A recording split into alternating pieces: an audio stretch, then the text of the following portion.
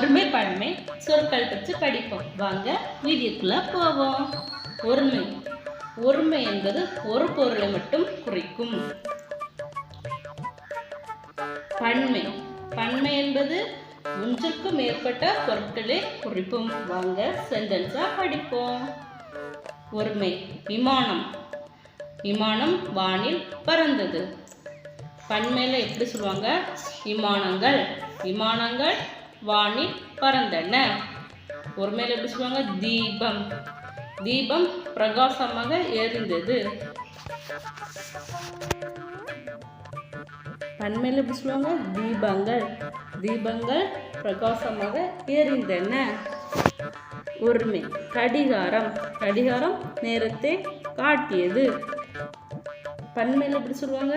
கடிகாரங்கள் கடிகாரங்கள் நேரத்தை காட்டின. ஒருமை பந்து பந்து உருண்டு செஞ்சது.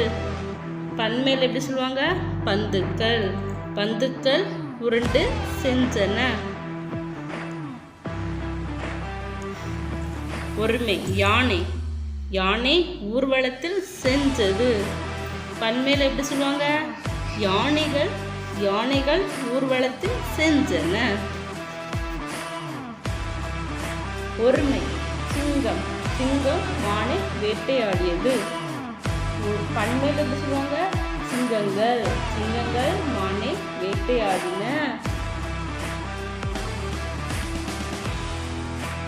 ஒருமை மீன் சுறுசுறுப்பாக நீந்தியது. பன்மையில எப்படி சொல்லுவாங்க?